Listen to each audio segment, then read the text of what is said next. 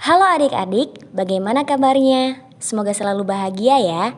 Di video kali ini, kakak akan menjelaskan tentang materi jurnal khusus perusahaan dagang. Jurnal khusus itu ada 4 macam. Yang pertama, jurnal pembelian. Yang kedua, jurnal penjualan. Yang ketiga, jurnal pengeluaran kas. Dan yang keempat, jurnal penerimaan kas. Untuk jurnal pembelian dan penjualan hanya diperuntukkan transaksi kredit ya. Jika transaksi yang dilakukan tunai atau terdapat fisik uang, maka ditulis pada jurnal pengeluaran atau jurnal penerimaan kas. Oke, kita langsung menuju ke soal nomor 1.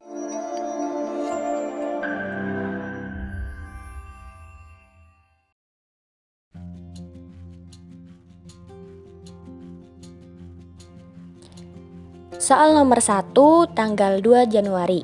Dibeli barang dagangan dari PT Indofood sebesar 10 juta dengan syarat 3/15 N/30.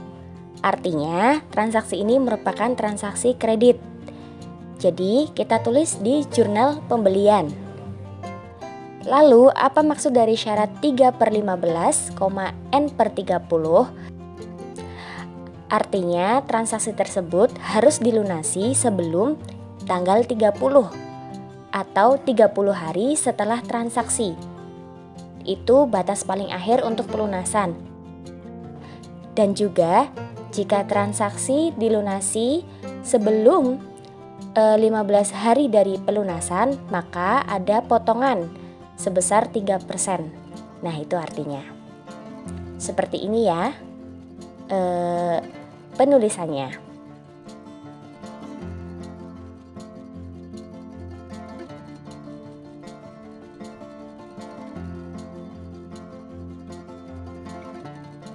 Selanjutnya, nomor 2, tanggal 3 Januari. Dibeli barang dagangan dari PD Hijau sebesar Rp1.500.000 tunai. Jika transaksi tunai, maka ditulis di jurnal apa yo? Betul sekali, ditulis di jurnal pengeluaran kas, bukan di jurnal pembelian, karena transaksinya tunai ya. Seperti ini penulisannya.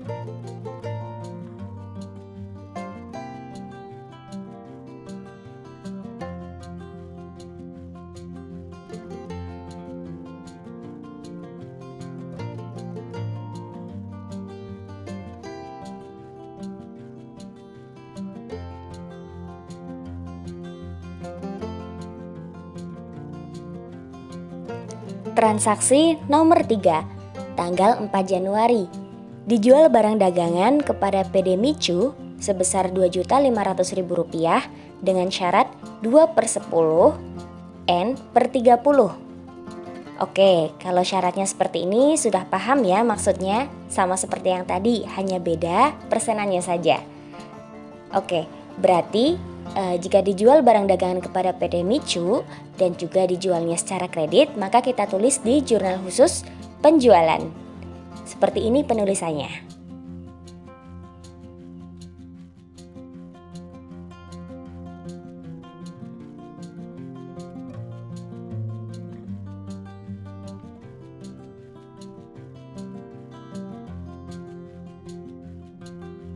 Nomor 4.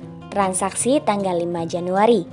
Diterima pengembalian barang dagangan dari PD Micu sebesar Rp500.000 karena barang tidak sesuai dengan pesanan. Jika transaksinya seperti ini, maka ini bernama retur. Lalu ditulis di manakah transaksi retur? Oke, transaksi retur tidak ditulis di jurnal khusus, tapi ditulis di jurnal umum biasa. Maka dari itu kita juga memerlukan form jurnal umum perusahaan dagang. Seperti ini penulisannya.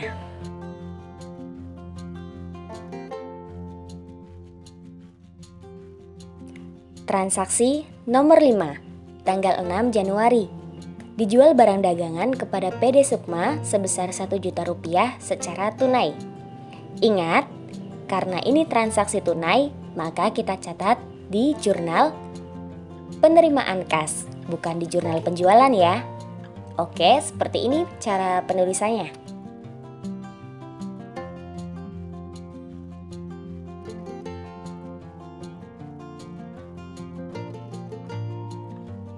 Soal nomor 6. Tanggal 7 Januari. Dijual barang dagangan kepada PD Melati sebesar 2 juta rupiah dengan syarat EOM. Apa itu syarat EOM? Syarat EOM merupakan kepanjangan dari End of Month atau akhir bulan. Jadi transaksi tersebut harus sudah dilunasi pada akhir bulan pada saat transaksi terjadi atau akhir bulan Januari. Oke, karena ini merupakan transaksi kredit, jadi kita tulis di jurnal penjualan. Seperti ini penulisannya.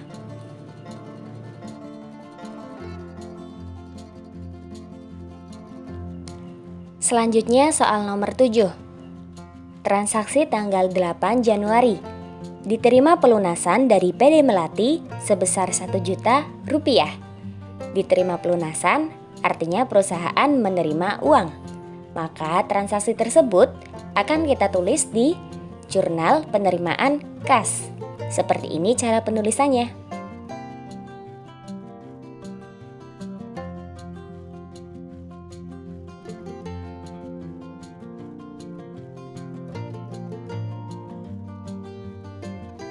Transaksi nomor 8 tanggal 9 Januari. Dibayar beban listrik dan telepon bulan ini sebesar Rp250.000. Karena dibayar beban listrik dan telepon, maka perusahaan mengeluarkan uang.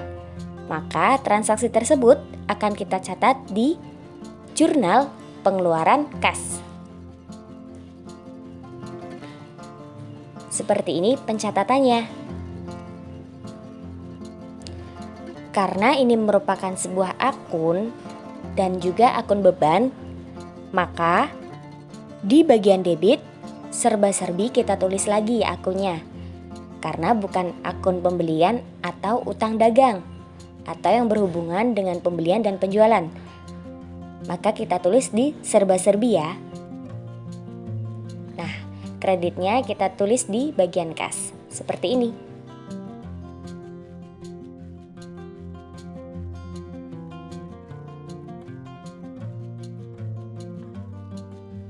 Transaksi nomor 9, tanggal 10 Januari. Dibayar semua hutang kepada PT Indofood. Oke, seperti ini ya penulisannya di jurnal pengeluaran kas. 10 Januari, keterangan PT Indofood.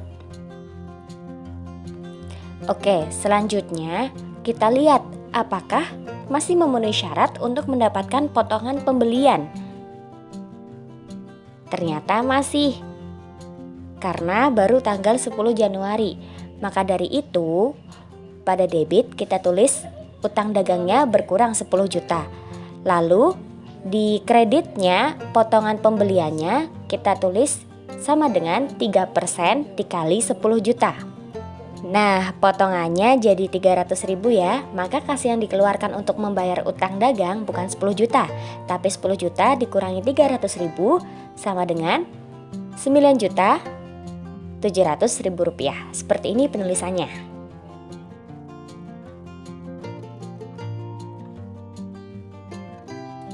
Oke, selanjutnya transaksi nomor 10 tanggal 11 Januari. Diterima pelunasan dari PD Melati. Oke. Seperti ini cara penulisannya ya adik-adik semuanya. PD Melati. Nah, kita lihat dulu total hutangnya berapa. Ternyata total hutangnya itu ada 2 juta. Total piutang maksudnya ya, total hutang PD Melati ke perusahaan kita. Maka sisanya tinggal 1 juta. Seperti ini cara penulisannya. Transaksi nomor 11 tanggal 12 Januari.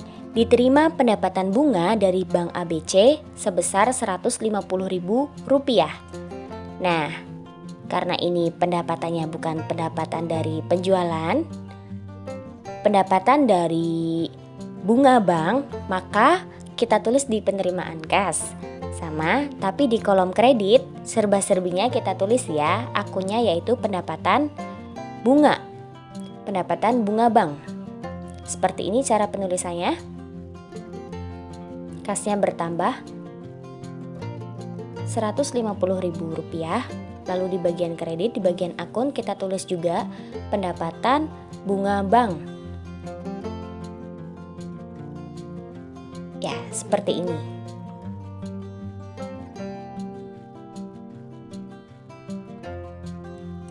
Transaksi tanggal 13 Januari.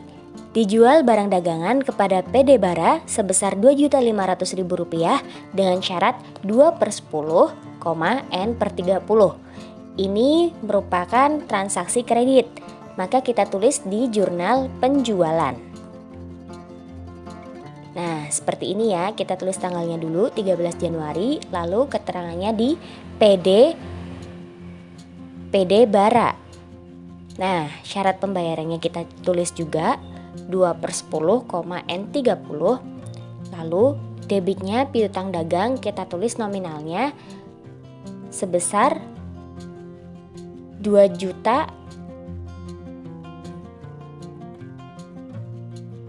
sebesar Rp2.500.000, dan juga kreditnya di penjualan kita tulis juga Rp2.500.000.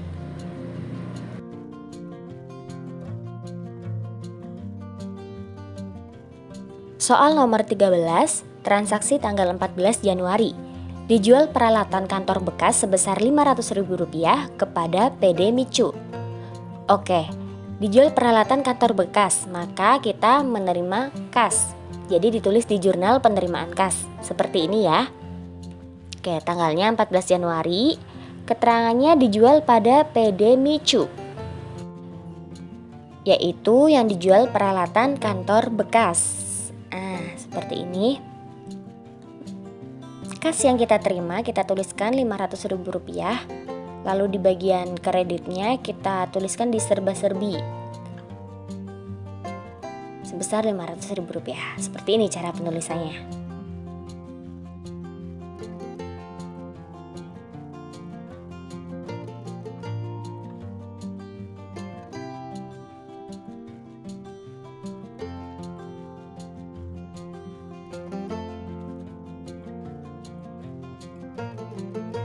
Oke, selanjutnya transaksi tanggal 15 Januari. Dibeli barang dagangan dari PT Batin sebesar Rp5 juta dengan syarat 3/15, N/30.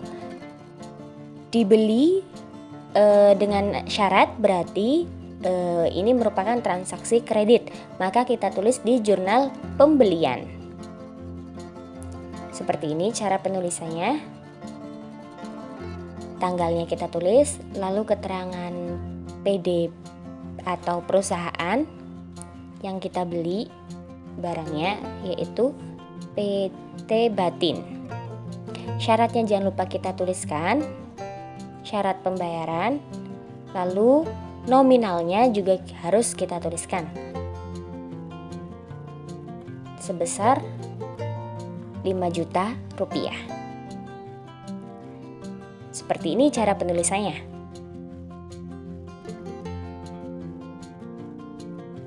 Selanjutnya, transaksi nomor 15 tanggal 16 Januari. Dijual barang dagangan kepada PD Sukma sebesar Rp500.000 dengan syarat end of month. Oke, dijual barang dagangan, maka kita tulis di jurnal penjualan karena ini merupakan transaksi kredit. Kita tulis tanggalnya 16 Januari. Perusahaannya yaitu PD Sukma dan juga syaratnya EOM. Lalu kita tuliskan nominalnya juga. Seperti ini cara penulisannya.